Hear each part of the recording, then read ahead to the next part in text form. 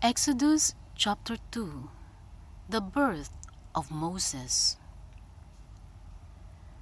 During this time, a man from the tribe of Levi married a woman of his own tribe, and she bore him a son.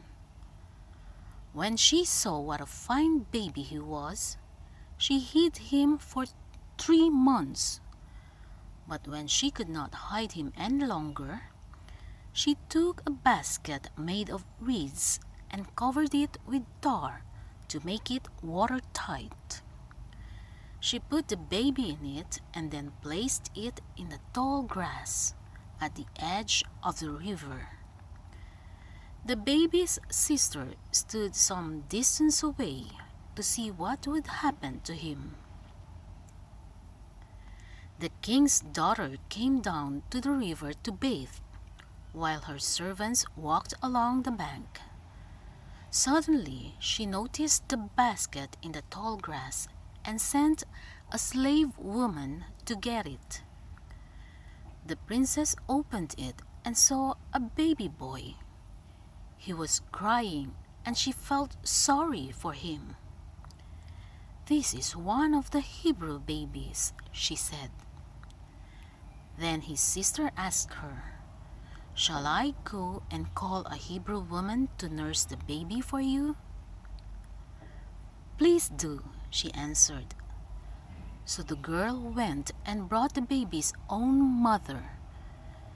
The princess told the woman, "Take this baby and nurse him for me, and I will pay you." So she took the baby and nursed him. Later, when the child was old enough, she took him to the king's daughter, who adopted him as her own son.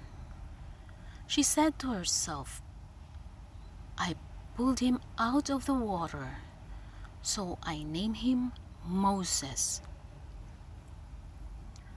When Moses had grown up, he went out to visit his people, the Hebrews, and he saw how they were forced to do hard labor. He even saw an Egyptian kill a Hebrew, one of Moses' own people. Moses looked around, and when he saw that no one was watching, he killed the Egyptian and hid his body in the sand. The next day he went back and saw 2 Hebrew men fighting. He said to the one who was in the wrong, "Why are you beating up a fellow Hebrew?" The man answered, "Who made you our ruler and judge? Are you going to kill me just as you killed that Egyptian?" Then Moses was afraid and said to himself, "People have found out what I have done."